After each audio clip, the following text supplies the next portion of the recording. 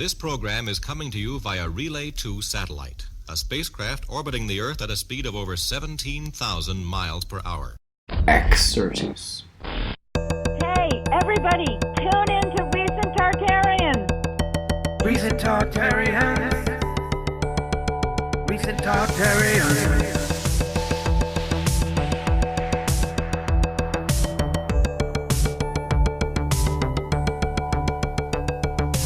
Join us on another exciting adventure of Xirtus.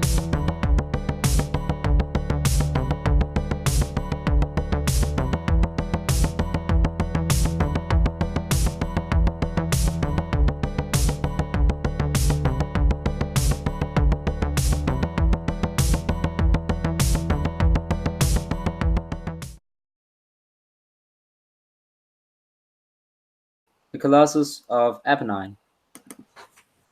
Yeah. Which Roger from Mud Fossil University thinks is a mud fossil, and I'm here to tell you, no, Roger, you are mistaken. This is not a mud fossil. Done with Roger. This is a smooth cast statue, I would say. Could be wrong about the casting, but it's definitely not chiseled, and it's definitely not a mud fossil. So you cannot have petrified hair like this, as Weiser pointed out.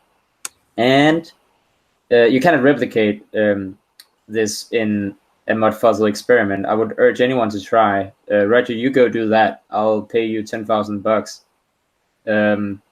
This cannot be replicated, so this is not a mud fossil. But you can also see he was a part of a fountain. You probably see a lot of whacking on a screen going on, and not a lot of proof. Perhaps. But history reports this was a statue mounted on a fountain, and something happened to the fountain to make it go smashed in first instance, while the rock remained smooth. I'm not even going to show you a regular picture of this guy as it is today, because most people have seen it. So I just wanted to focus on when he's smooth. So yeah. At current day, he sort of sits at ground level, right? He does. Yeah. Oh, something happened to it. No, I guess it's around here right now. And something also happened from here, because you cannot see the head anymore. The head is gone from the fountain. And he is completely, like... Covered in something. Covered in something, yeah. And here you have another, like, such as this is another statue. That's Treebeard. Look, the size of Treebeard. Treebeard is huge. And remember the Macedonian stone giant of Mount Athos? It's the same thing. Is this even water? This is a subterranean round fort. Or submerged round fort, sorry, not subterranean. And they are salvaging it after the flood, I would guess. With a lit pyramid. Yep, yeah, electrical lighting to... this is electrical. I have stamps on these. These are electrics. So unless they build a round fort down here during the 1800s, this is a submerged older structure.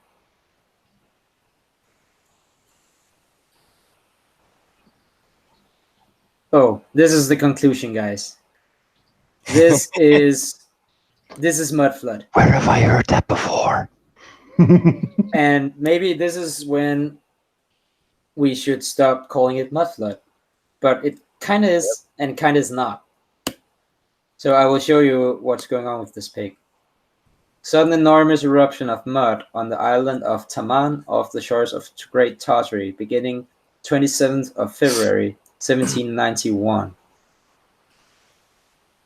Look at this. This is a giant mud volcano. I don't think the picture is doing it justice. And I'm sad that we don't have a better quality pic. I have somewhere. I will definitely start.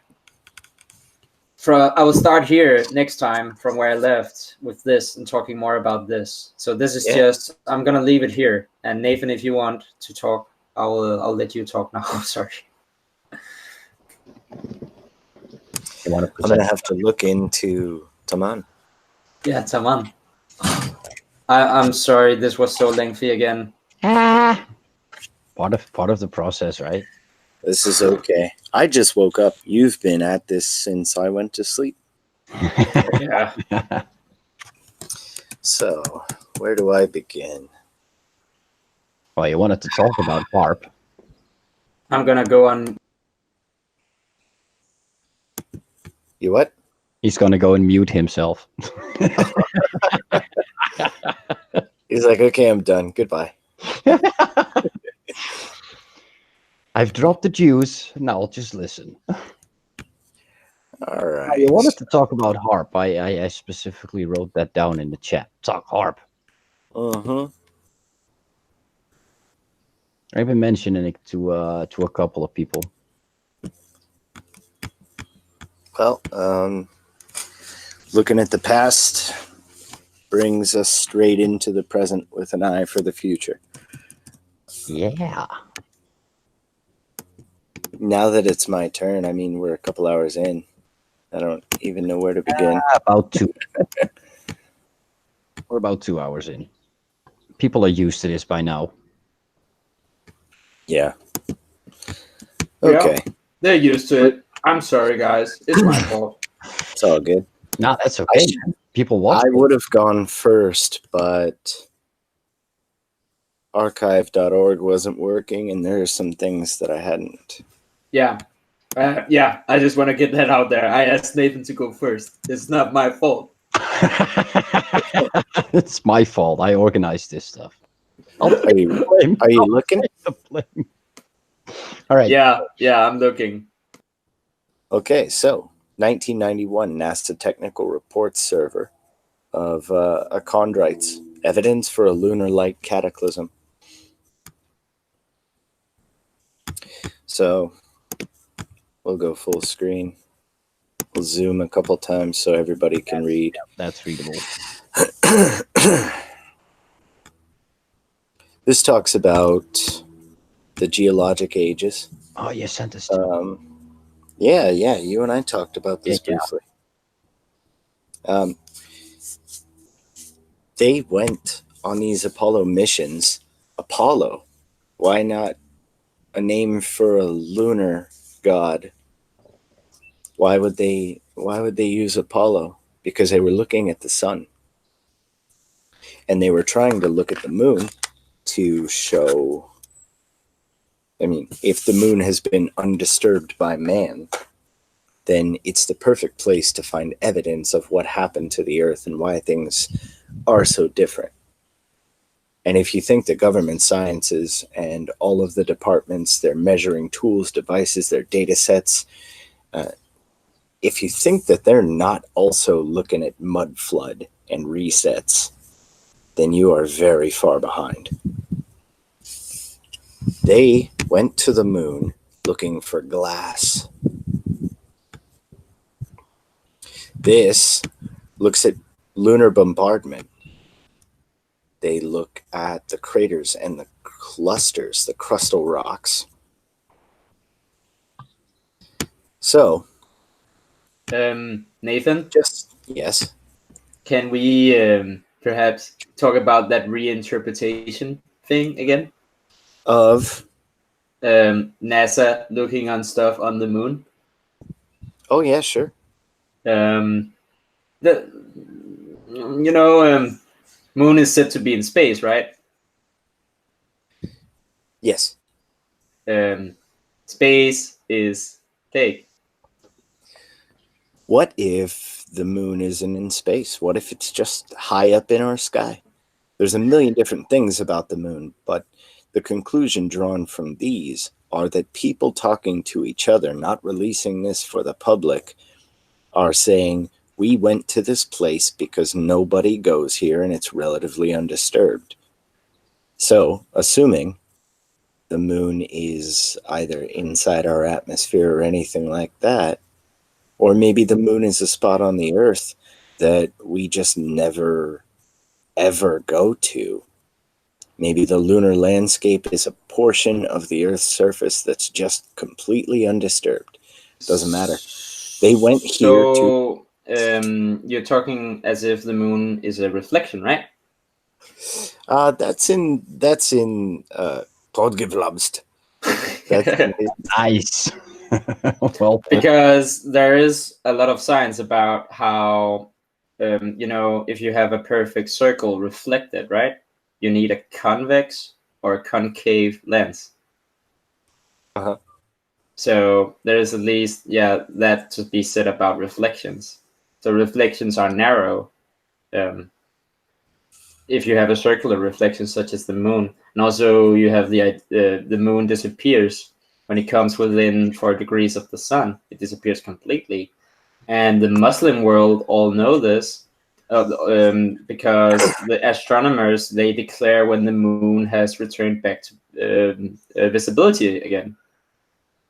They in Saudi Arabia, they tell the people that, so the moon has returned to our skies, it was gone, and they show the people the images of the first degree of the moon, and it's a new moon. It is a new moon. It's not the former moon. It's a new moon, as if it's a snake casting or shedding its skin. So that would at least make the reflection theory very much, I don't know, it just attacks the reflection theory, I would say. And then you have that Iranian scientist in the 60s that claimed that he had positive proof of the moon being a sort of plasma event or effect.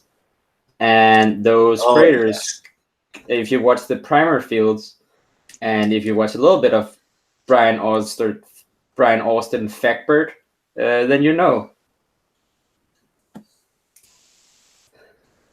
Still, that plasma event, I agree completely. This is the whole purpose of these 2 papers that I have found. They are speaking of the lunar landscape, which could be anything. I mean, maybe it's just a place here. That being almost irrelevant, this page, Apollo 15 impact melts, the age of Imbrium, and the Earth-Moon impact cataclysm. Back when they thought it was bombardment, but we're discovering that the landscape, whatever landscape they chose to be on for their testing, moon or otherwise, the landscape that they are studying is an undisturbed landscape where they can find plasma scarring,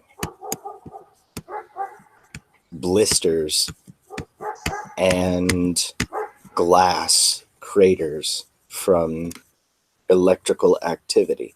And this is when they, speaking amongst themselves and sharing with themselves, began to consider that the cataclysm was electrical in nature, plasma in nature, radiation, versus something coming and smashing into it. And so these are the first things that I wanted to touch on. And I'll leave the links to these because you guys should look at them. Everybody. It takes 30 minutes to get through both of them. The text is a little dense, but definitely something to look at, because no matter what you think it is, these people have gone to a place and tested and found that there's a cyclic event that happens quite often. And what have they done since they discovered these things? Across every medium they've studied, they've begun to prepare, which leads me back into Cataclysm and how often it happens. Our 5G grid that everybody's up in arms about, that could very well be someone, this iteration of society's controlling members, attempting to create a grid for protection against such events. Well, it's very funny that you mention it, because according to a secret chemtrail pilot, and this is allegedly, of course, there was a pilot who went on record through a proxy, and he got a YouTuber to tell his story. And he said that the secret government program of chemtrailing is called Project Indigo or Indigo Flight. Yep. And this chemtrail pilot told us that they are told by their superiors that chemtrailing is for making atmospheric shields to protect humanity from their enemies, to protect the nation from their enemies abroad, because lesser nations have begun creating their own atmospheric shields with chemtrailing. So the U.S. needs to ramp up their part of the new space technology, and so these chemtrail pilots are sold this idea that if they don't chemtrail, everybody's in danger. But they're basically putting it into this war context, right? It's basically a PR statement they're being sold, but so there's a lie to it. That's what they're supposed to do in that sense, because we're all trained to think that it is man against man and everything is static. We don't even remember our recent history. Yeah. We don't. I mean, what are we doing? If we were taught these things in school, the things that we just spent 2 hours talking about would be no big deal. We'd be like, yeah, we know. We get it. Yeah. Which is just proof that mankind doesn't know their own history. So, in order to phrase it in terms that we would understand and get behind, we just tell people, hey, another country's developing this stuff and we've got to do it first or we're all in trouble. It's a Philip K. Dick book about that I keep telling people about. It's called Foster You're Dead. And it's a short story about how a guy, Foster, he just goes from his work to home and he sees planes flying overhead and he knows they carry nuclear bombs, and the entire society is a consumer-based society that's geared toward buying only things that keep you alive. So he's considering bomb shelter upgrades, and there's commercials for it. They have I think it's radiologically safe umbrellas for when you have to walk under the open sky. You have bomb drills, you have new safe doors and locks, and the society is geared toward this fear porn consumerism. And that's why it's called Foster You're Dead. Wow. Because the man, in the course of this short story, begins to think, those planes have been up there for years. Are they ever going to do anything? Wow. That's intense. Yeah. So that's the perfect way to frame this, when they could really say there's a certain type of event that happened every now and then, and it's destroyed everything that came before us. And we don't want it to do it now. It's going to poison people, but we think we can save the whole race. If they said that, they might actually have to wake their pilots up. So they just tell them, war. It's war. Yeah. Yeah, I get it. But these pilots seem to believe that they're spraying toxic aerosols to mess with people health-wise and spiritually and all sorts of things. Because they look into it and they think that the things that you find when you go to chemtrail, you just find poison, poison, poison, Agenda 21, Agenda 2030, poison, poison, poison. Yeah, that's You true. don't actually find a lot of the science. Do you know what happens when something goes into the stratosphere? I mean, that far up? It's not going to come back down to the earth. That has always years. That has always been a thing. Well, you can at least see that some of the things are spraying very low, because the chemtrail pilot says that they're flying lower and lower and lower, and so low that they have been shut down in Nicaragua and other paramilitary areas. And they spray the 1080p like crazy. Yeah. And so sometimes it is for that. Sometimes it is to ruin spray people like bugs. Yeah, sometimes it's to ruin them so that they have to shuffle populations into cities and can watch and control them. But in other times, in the specific geoengineering field, it is up into the stratosphere and it's supposed to stay up there. The problem with it is when you stop 3 days to 3 months later, if all the world does it all at once, 3 months later, no trace. That's how I think they are playing. That's why I think they're playing harp signals into these aerosols, because you have acoustic levitation, right? Now, so when you go and you consider the things being sprayed in the air, not only the jet streams, but the magnetosphere itself will shuffle these particles. And where is everything going to go? From the north to the south. It's going to collect over Antarctica. Can I be a pedantic kid again? 1 sec. Okay. 1 sec. Assuming they spray all over the world into the stratosphere, all of this, and knowing that HARP and the Sura tests with Russia and China heat the ionosphere using these chemicals, and then we know that the magnetosphere draws these chemicals all to a central point in Antarctica, this could just be a massive race to thaw out Antarctica. Wow. And right now there are black spots on Antarctica. They're basically telling mainstream people that Antarctica is heating up, warming up, and birds are migrating there because these huge black spots are, no ice. It's warm.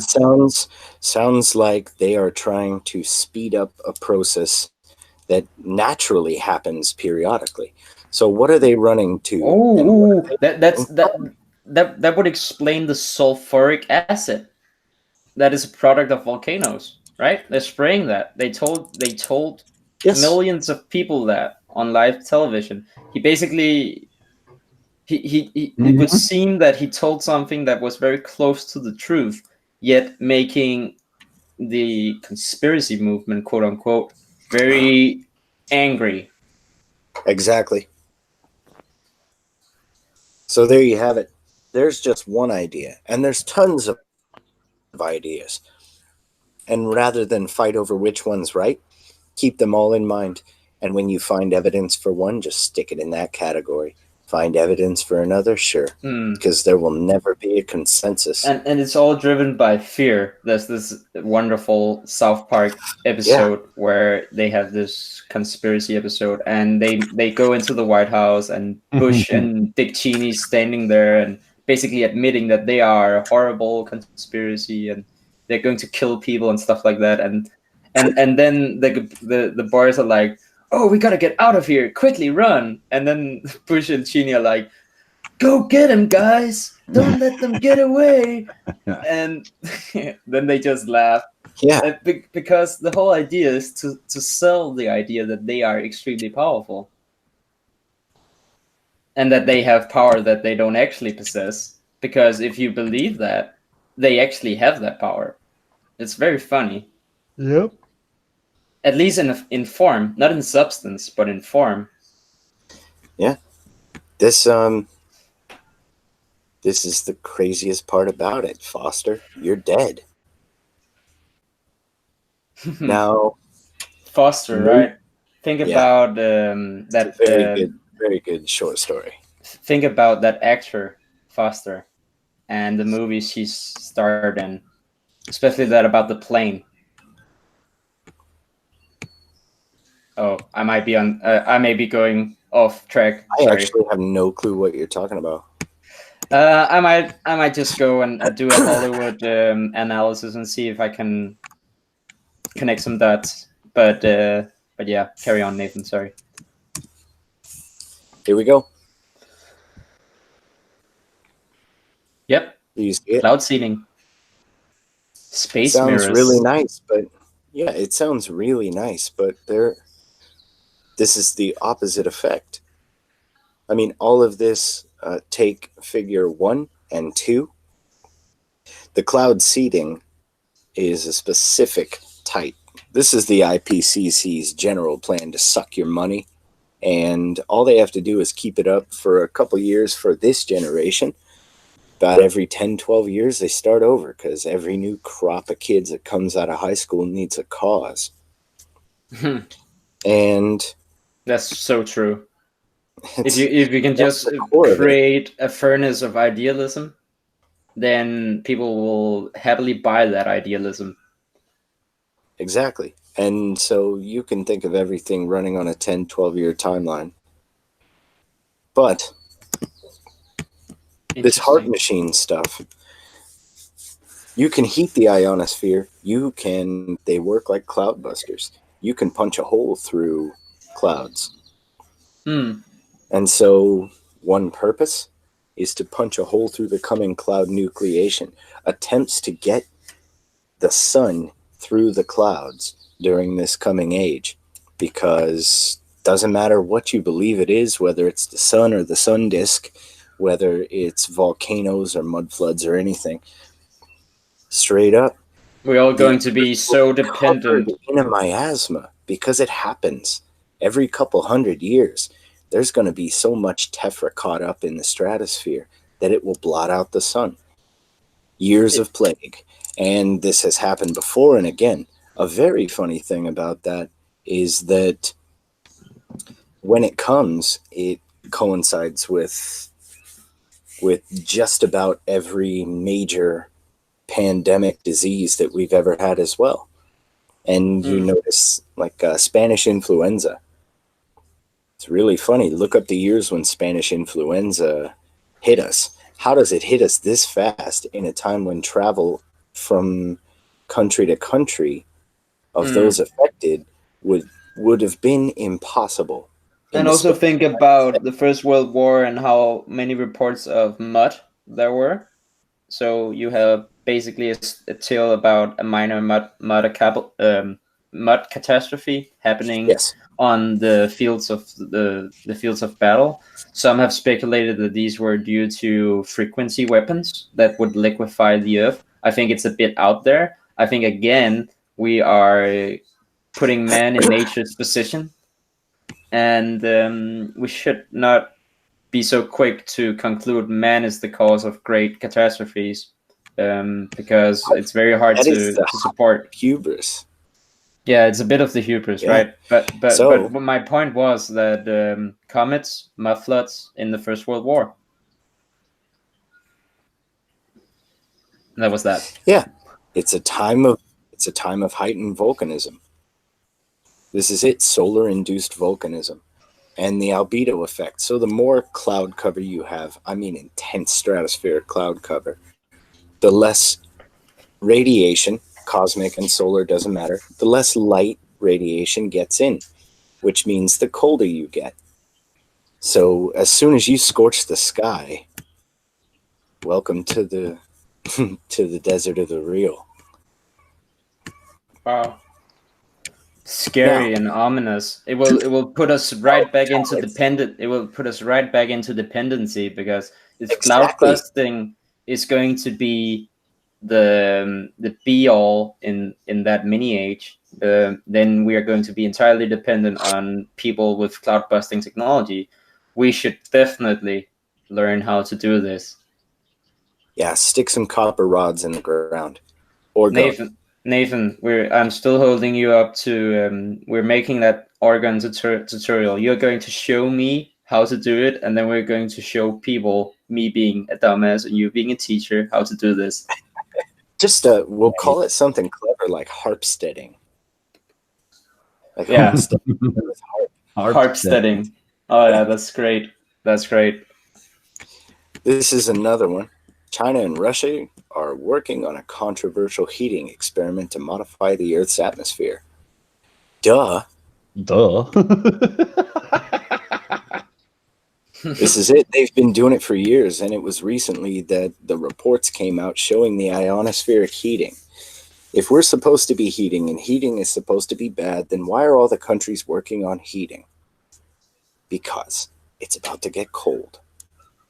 Yeah. We're in the single worst worldwide crop year that has been recorded since modern records have been kept. But Nathan, people say that geoengineering is the cause of that crop failure. Could it be?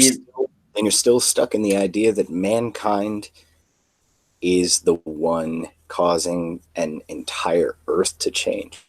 This is hubris. Yeah. It requires a great assumption of a major conspiracy.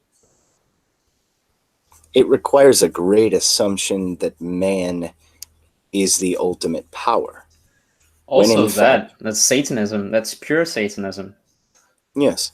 And so the cognitive dissonance that would have to come with changing your mind on that would be a tough road. Yeah. Like Man-Bear Pig in South Park.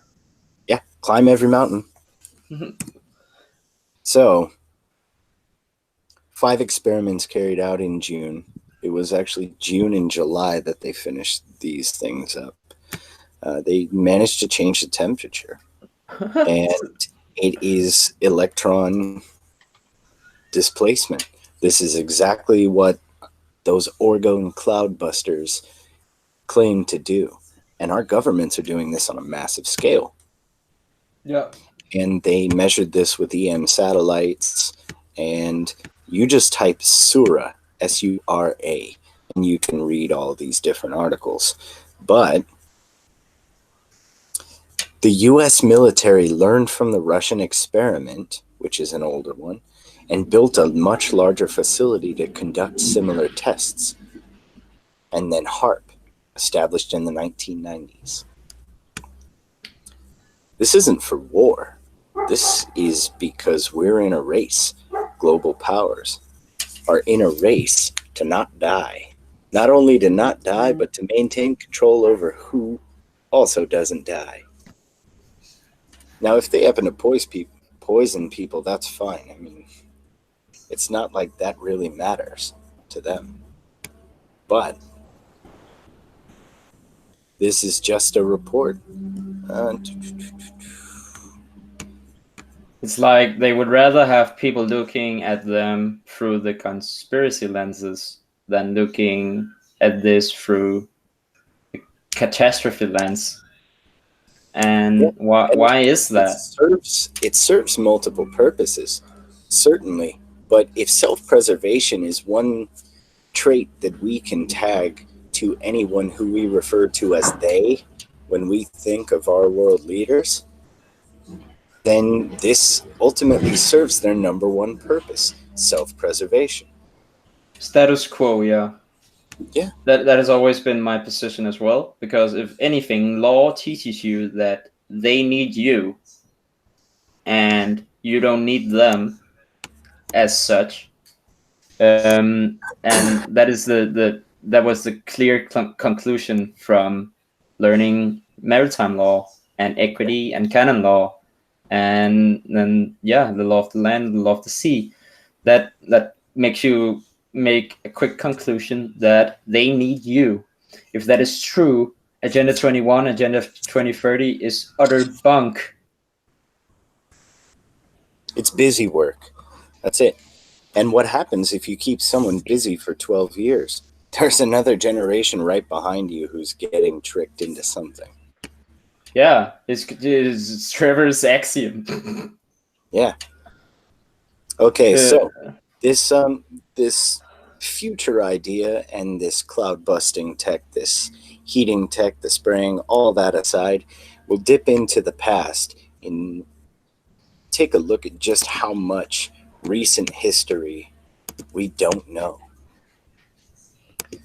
Or is omitted. Some people do, in fact, know it. I'm quite certain that within the lodges and within the organizations of the military and these cross sections in their libraries, they have studies. They have specific study groups that study specific things in history. And my clear thoughts on this is that they are working diligently to uncover recent history that has been omitted by their former Masons. Oh, agreed. This is mankind's recent catastrophe history.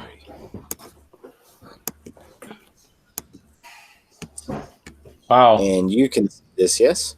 Yes, San Francisco's great disaster.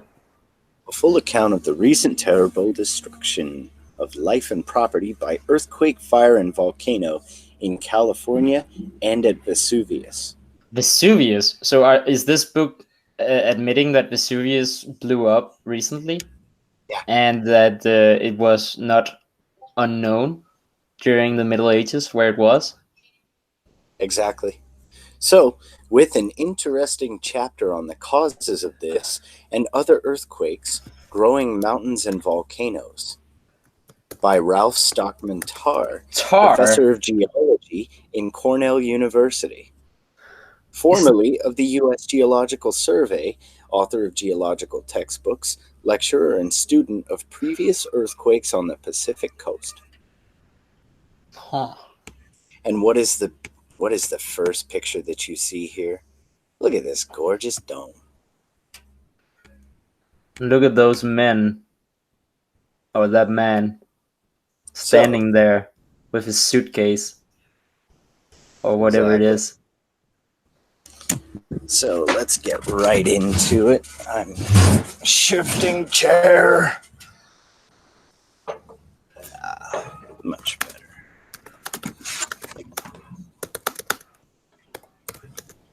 This is a gorgeous book, and I'm surprised that nobody's brought it up. San Francisco, 8th of the great American cities, has been visited by the greatest disaster which ever visited a community on this continent. Indeed, of all the annals of the world, few calamities equal it, and perhaps only the annihilation of Pompeii and Herculaneum exceeded it in the totality of destruction. That's a good first sentence. Wow. Now, let's go.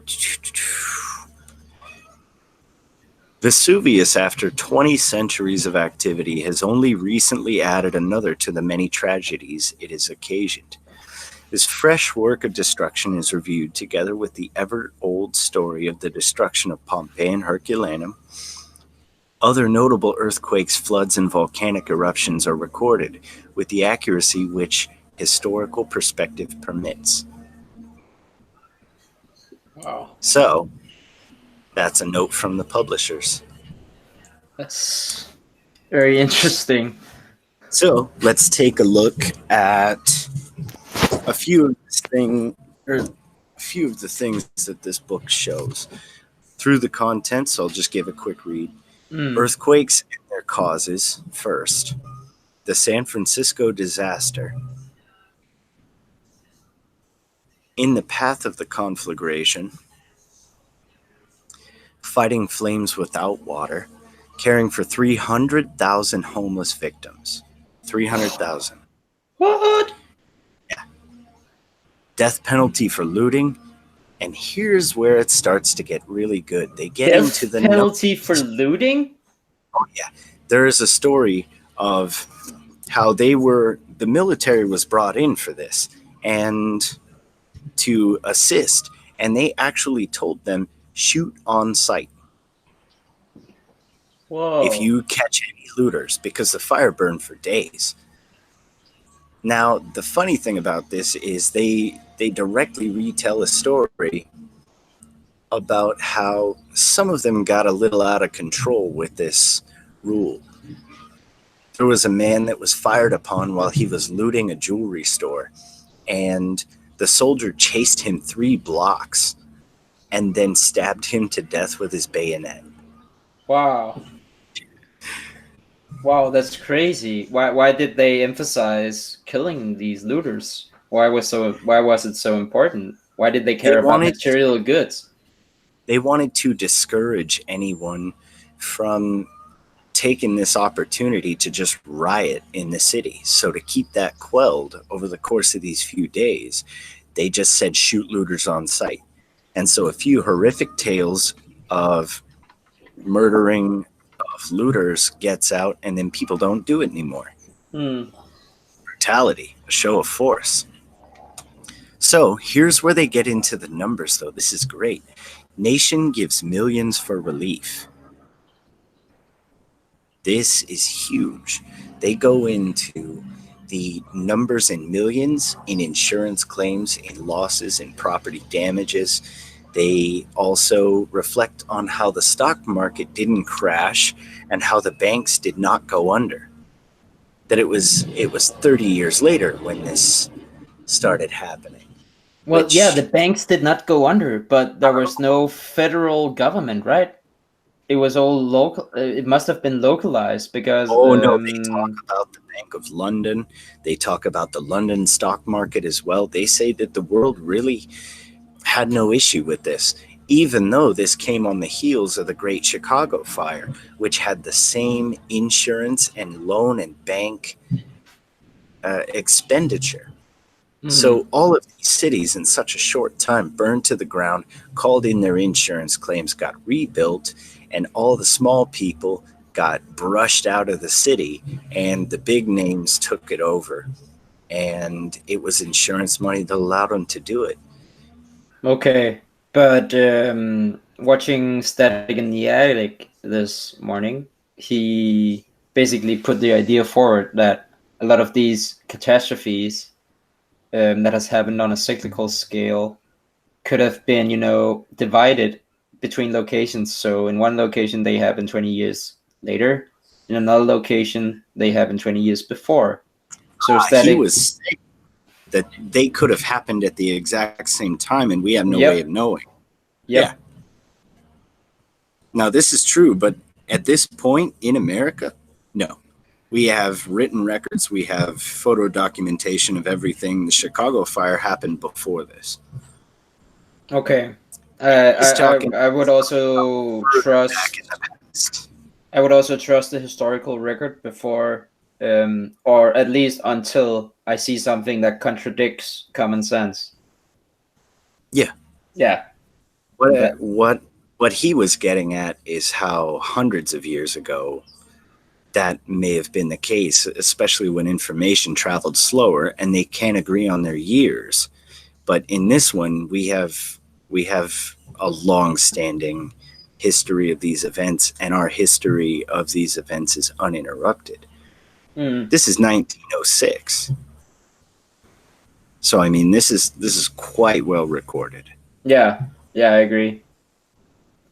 Now, to continue with the contents, insurance of the city's salvation is an entire chapter.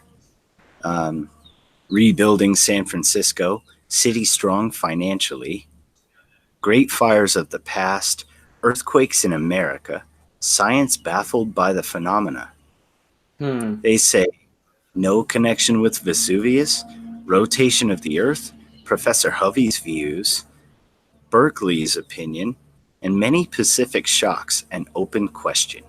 So they get into it, and it shows you in these books how little they know. Yeah, and the rotation of the Earth, was that a purported cause?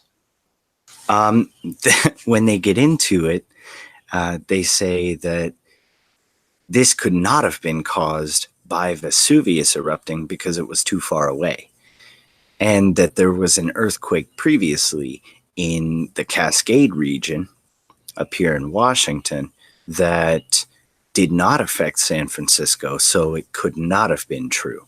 Now, what they fail to consider is the sun. Yeah. And the entire globe changes. Now, when things happen, they don't have to happen all on the minute, all at the same time. The earth rings like a bell. Wait for it. Yeah. Now, the final contents, how earthquakes are recorded.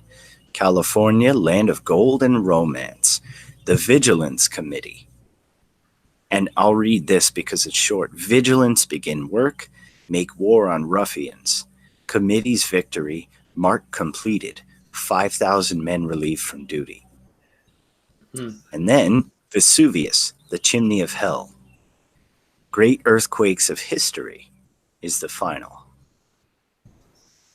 And so now we'll get into the book proper. We'll have to do a part. This should be a part 2, perhaps, when Andreas sees it. We could definitely do that. we're reaching in to 3 hours now. Mm-hmm. I thought this was fun. And while I read this book, I actually played John Levi's San Francisco video in the background and used his observations as reference because I was looking at it and I was like, I want to see what he had to say one more time. Yeah. And he has some valid points, but in looking to make my own points, I realized that he's not seen this book. No one has. And I think this is a valid bit of information to be gleaned. They show geologic effects. Where are we? Evidence of earthquake in a brick building. Huh. Wow. Mission of San Juan Capistrano destroyed by the earthquake of 1812.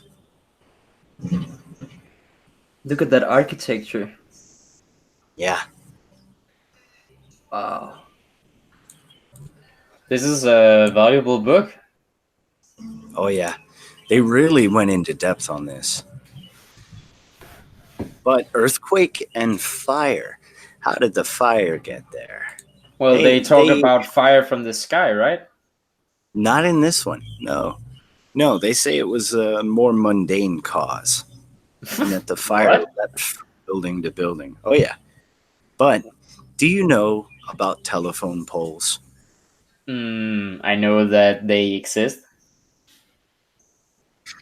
Okay.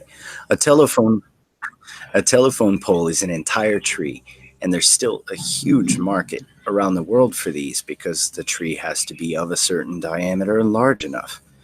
So, a telephone pole is treated with something called creosote. It is the successor to what used to be pitch. So when you hear the term pitch black, it's pitch. And it's what you would do to waterproof a structure. Oh, that is also you would paint the deals of the deck pitch sometimes. Yes. And that's it. Yeah, it's a term in pitch, and that's why you have a salesman, a sailing man, a salesman from the merchant. He does a sales pitch. Yeah, that's exactly. Why, yeah, the words come from maritime commerce. Yeah. But do you know why it's so strange to see a telephone pole standing after a fire? Because they're made of tree. They are covered in creosote. Those poles will burn like none other. Oh. They are more flammable than everything around it. Once they begin to burn, creosote goes up like crazy. It's dangerous. Not only that, but when creosote burns, there is instant sickness. Like if a porta potty catches fire and burns, you'll get pink eye from the smoke. Whoa. But if a telephone pole burns, you can catch lung diseases. So that's pretty crazy. You don't want to get too close to a burning telephone pole. No. And so eventually they changed the solution. It used to be creosote, but it's poison. And over the years, it actually leaks. It slides off of this pole and leaks into the soil around it, poisoning the soil. And so eventually they changed it over to a saltwater cyanide solution. Still poisonous, but not as easily destroyed as creosote. So to see these poles, some of these poles look metal, but these telephone poles here, creosote covered wood, would not be straight timber. Straight timber won't last you 10 years. No way.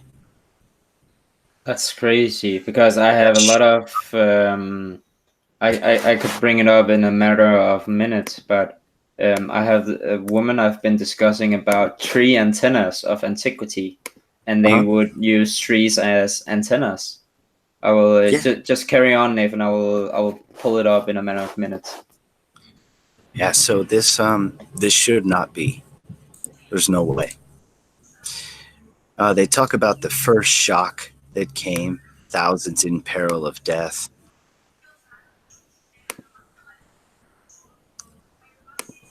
Wow. This book goes on. Thousands in peril of death. Look at yeah. that picture. That's Market Street after the fire. You can actually see the stone down on the road. These roads were cobblestoned. Oh. And the same with these. You can see these cobblestone roads with trolley tracks in them. Oh, wait till you see the trolleys. Yeah, I love the trolleys. And they go over everywhere here. Also in Copenhagen. Disaster. Yeah. They were everywhere, in every major city. There are trolley systems. And they would have rotating platforms. Yeah. This is not like a news report. This is an in-depth book written right after the fact, specifically about it. They go over the business district, Market Street, why the water mains failed. This is a great one. Wow, UAP didn't even look at this. Oh, yeah. The greater part of the supply came from the Spring Valley Lakes, some distance south of the city on the peninsula. The chief main ran along the backbone of the peninsula for some distance, but upon approaching the city, it took an abrupt turn to the east and ran along the Maidlands until it reached the business district. From that point, it was pumped to reservoirs along the crest of city hills, where it got the fall to supply the district. That disturbance of the Maidlands, which of course broke the water mains, cut off at once nearly the whole supply of the city. That possibility had not been foreseen in planning the San Francisco water mains. The San Francisco newspapers never mentioned the possibility of a disastrous earthquake, but the subject was always in the public mind. A common subject of discussion was the effect of a shake upon the new tall buildings. Almost all the architects declared that they stood a vastly better chance than low structures of brick and stone or ordinary frame buildings. The interlocking steel structures, they declared, would sway and give. The worst that could be expected would be the bombardment of the streets caused by their shaking off their shells. Wow. So, earthquake happens. Earthquake wrecks the water infrastructure. Oh, yeah. Market Street. Oh, what's the name of that building? That was the tallest building in San Francisco. Chronicle building. Yeah. And, yeah. Just an amazing Tata building, I would say. And then this is Market Street after the fire. Huh.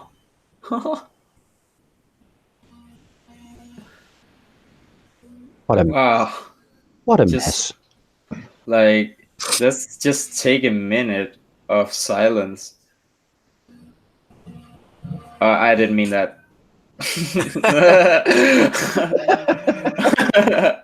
Let's take a minute of laughter. Okay. Nathan, just quickly, if you can jump over to my screen. Yeah, one sec. Or Mike, if you could help. Yeah, on it. A tree antenna for the 600-meter band. Why put up an antenna when they're growing all around you? Yep, look at this. And I'm not going to read it. I'm just quickly going to show the pictures. Copper coils around the tree, and boom, you have an antenna. And then I wanted to show ancient tree antennas. This is 1840s, 50s, India, or Japan, sorry. Not quite sure. But tree antenna.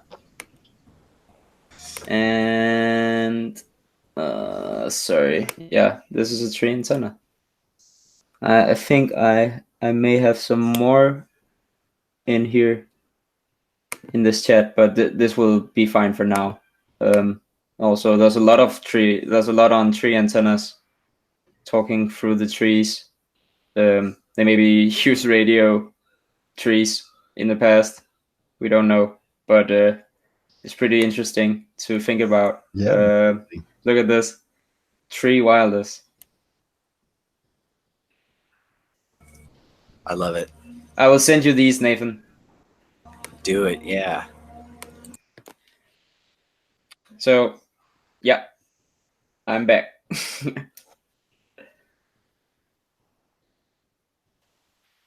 Oh, you're muted, Nathan.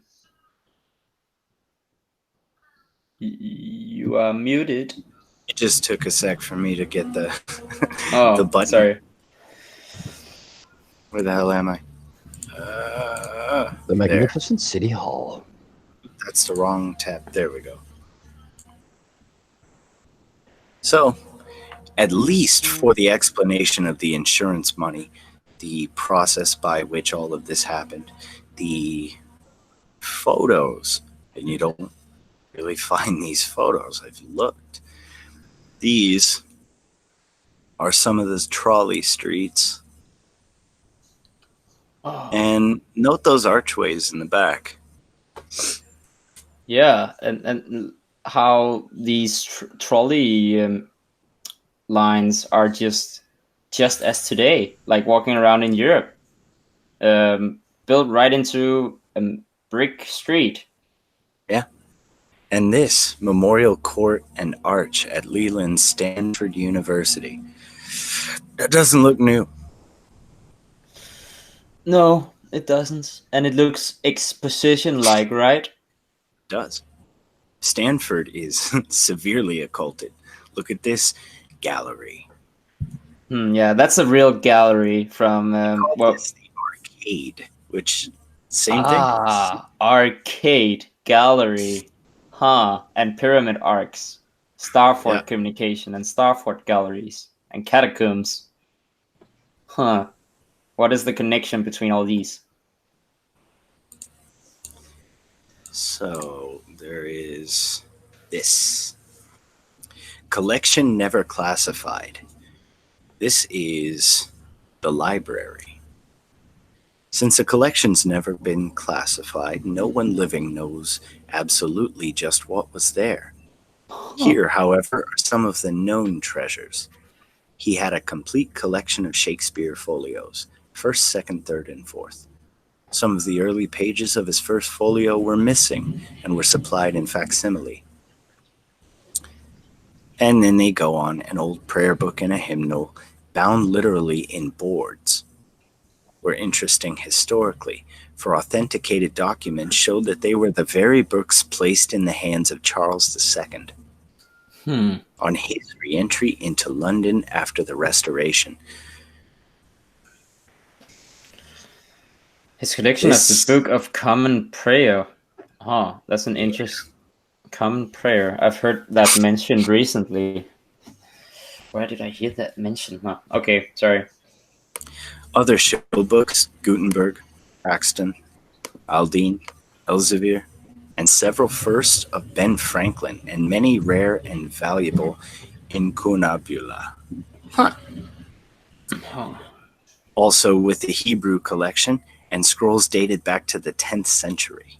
Incunabula, doesn't that mean cradle? I don't know.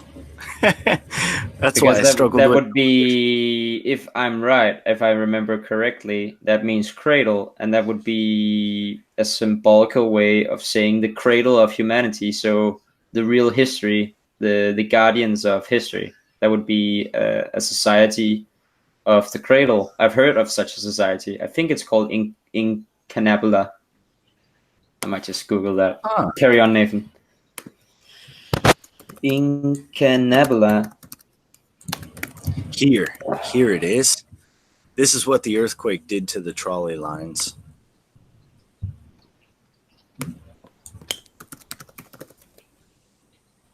I'm just waiting for Victor to see it. I am seeing now. Flames with wine. Oh no, the picture. Sorry. But yeah. Seen in front of the New York post office, showing streetcar track and street torn and twisted by the earthquake. Oh, so the undulations in the street are caused by the earthquake. Pretty rad. And this is just more of the same, but definite recommend for dissemination. I'd like to get this specific book into as many hands as possible. See what people think of it. The Ferry House in San Francisco. I mean, the pictures alone are all right, but Oakland houses 50,000 refugees. All social barriers down. Relief trains into the city. Military is placed in charge. So martial law. Yes, indeed. Anybody they may have wanted dead during that period of time is dead. Yeah. Here, the rain climax to misery. The rain, with all its attendant discomforts, really caused more utter misery than the devastating flames. No one who's not experienced the heavy downpours of the coast can realize the agonies suffered by the refugees. Water was everywhere, and where but a few days before, drops were eagerly sought by parched throats, there ran rivers, and stricken thousands were as busily avoiding the water as they had been frenzied in finding it. So immediately after the fire came the flood. And that would have taken all that debris and perhaps formed it into a layer of clay. I don't know. Or carried a lot of dirt and clay. Just and every, like is this a cultural layer? Is the cultural layer really just like burning the city and then a huge flood sweeps it and then you have a cultural layer? Succession of disasters right on the heels of each other in the space of a month. Everything from start to finish. By the end of the month, the relief trains were in. Everything that every poor person had was washed out. They relocated Chinatown, by the way. Huh. How do you do that? When Chinatown went up, they herded all the Chinese to a corner of the city and left them there. But yep, that's it. Chinatown used to be in a different part. All this in the space of a month, and then they got all the funding in the world from a national emergency who helped them rebuild the city the way they wanted, with the poor people under heel or shuffled out. But who rebuilt it? Who carried out the work? Everyone. The poor orphan children? No, plenty of adults. Yeah, they actually talk about the orphans in here and how many of the children, they called them the weeping children or the weeping orphans. And I think I'm almost to there. Shoes cut from women's feet. Oh. Prominent victims, scenes from the harbor. Let's see if I can find the orphan part. They talk about how these orphans were, the girls were basically Wendy's to the lost boys. And they would carry about work while they cried day in and day out. I just feel so sad by the orphan story, and I remember watching Martin's first video on it. It just brought me to full tears because he said that it hit home. He said a sentence that he felt as if this was one of the first time in a long time that these muttered voices of history had been heard. These children's cries have gone on deaf ears for a long time. You got a good point there. So this rediscovery of a very gruesome past is not that funny. And that is just one city, right? Yeah. Now check this out. Here's where we get into the numbers and we can look at where and who was paid for this. The extent of the liabilities is represented in the following table. which gives the premiums paid by the insured of San Francisco for the year of the fire. The face value of these policies is readily obtainable on a basis of 70 cents as the average rate. Here are the companies that got paid, and here is the amount of money they were paid. And then it goes on to show them. And it goes to show these companies directly gave money after this fire to rebuild and establish their holdings. So if your building happened to burn down, say it was a shitty building or it was on a block you didn't like, here's a fat paycheck and elbow your way in and build the fastest in the best spot in the city that you can, because we need to get our money in there before this restoration is complete. So these companies to gain, they chipped in and took a stronger hold over the city.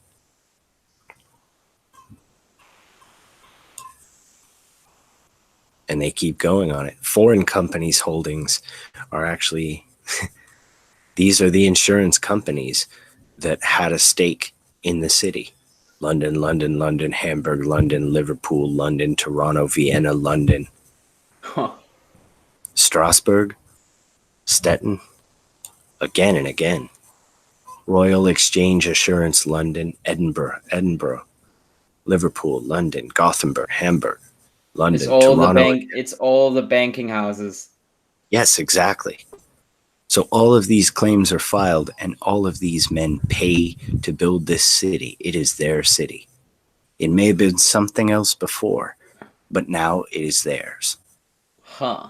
That is how a handful of fat cats gain power over entire areas.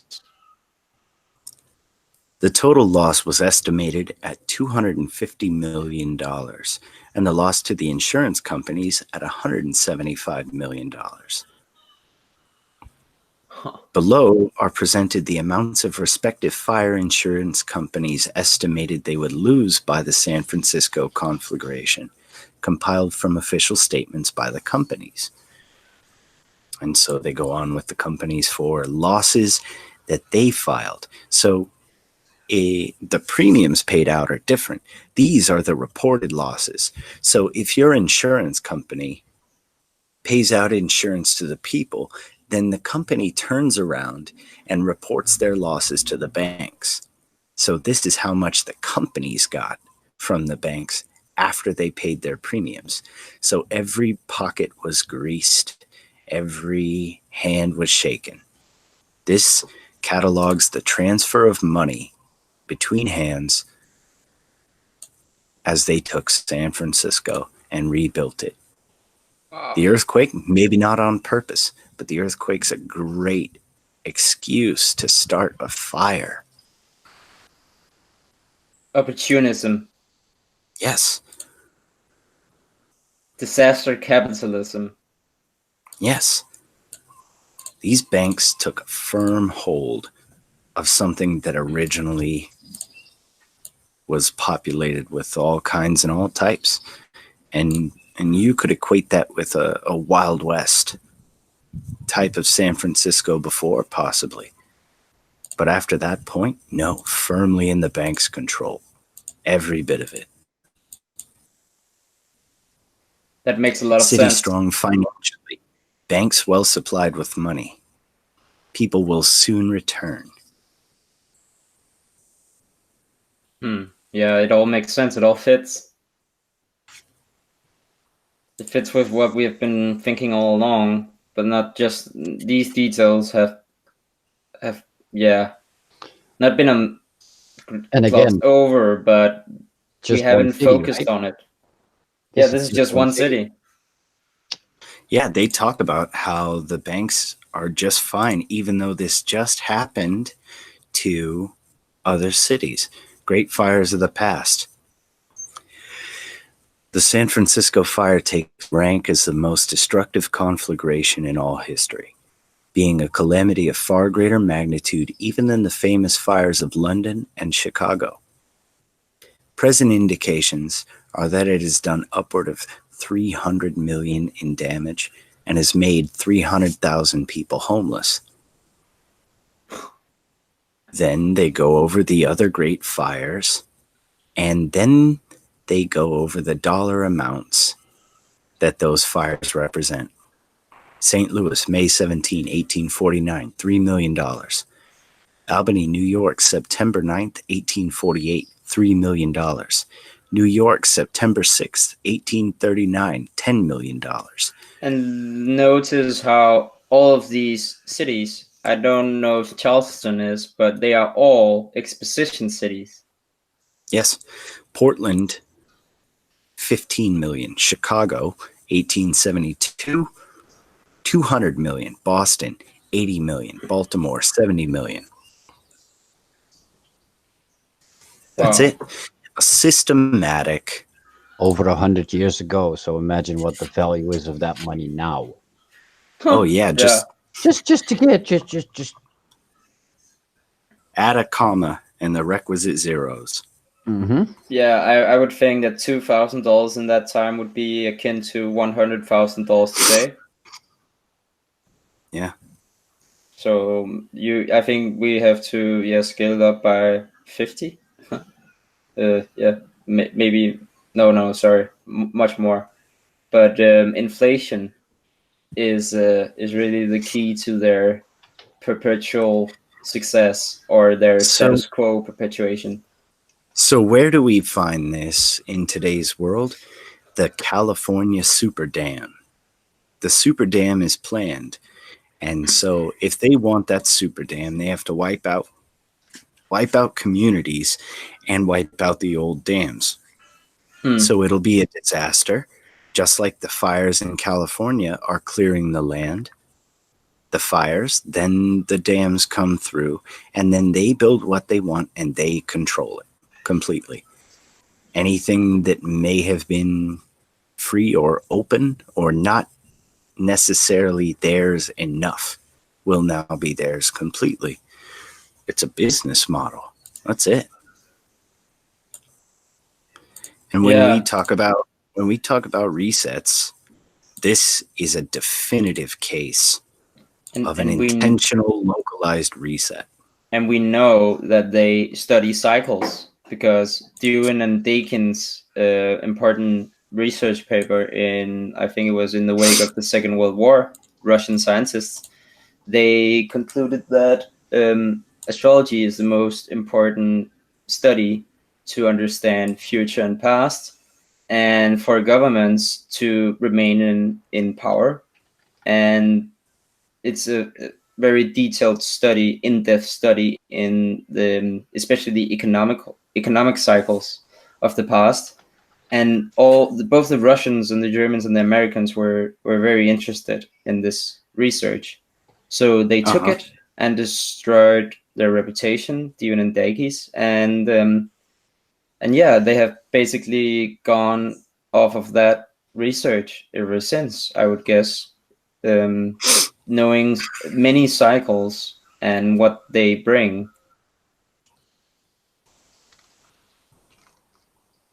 So yeah, that's it. Okay, that's very good because I really need to go. Me too. All right, awesome. So this book, we'll stick this book in the comments and pin that in the comments section. Definitely. A quick note to anyone who might be listening: stop putting anything in the show notes. It's an easy way to get flagged. The algorithms change periodically, and this is just the newest hit piece. If you want to share links as a creator, post a comment. Post a comment on your own channel and pin that comment. It'll stay at the top for everyone to read. Nice and safe. That's a very good, but they may change the algorithm on that as well. So I would say, to be very certain, come join our Discord and we will share all links with you. That's the easiest. Yep. And we don't care what you think the shape of the earth is. Nope. Well, All right, guys. I do care a bit, but I won't bother anybody about it. But yeah. Hey, if you made a death ray, but you think the Earth is a hologram, I don't care what. I don't care. Show me the death ray. Yeah, I get it. I get it. That's it. Nobody's going to judge you for your beliefs in the Discord. No, there are no wrong beliefs, I guess. I'm cringing a bit while saying it, but I'm accepting it. We don't have to convince each other. I think that's the key thing. Yeah. Yeah, It doesn't matter if I think you're wrong or you think I'm wrong. That shouldn't. I don't have to force you to my way of thinking. And yeah. Well, it gets me. It's just really that's been prominent over the past 2 weeks. I've seen that people care more about whether other people say their ideas are right or not, and I see that growing in the public discourse in the past couple weeks, and it's unfortunate. And that is very unfortunate. And sometimes I get so dizzy from the Earth spinning that I just need to go.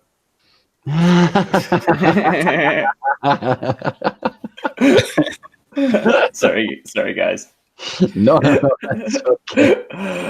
This was so interesting, Nathan. I'm gonna watch this over and over again when it gets out. Thank you so much. Yeah, definitely. All right, thanks, guys. Talk to you soon. Talk to you soon, guys. Cheers. Cheers.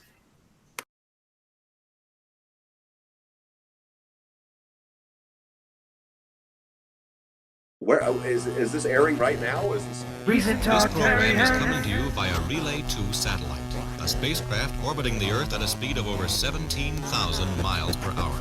Hey, everybody, tune in to Recent Tartarian. Recent Tartary. Xirtus.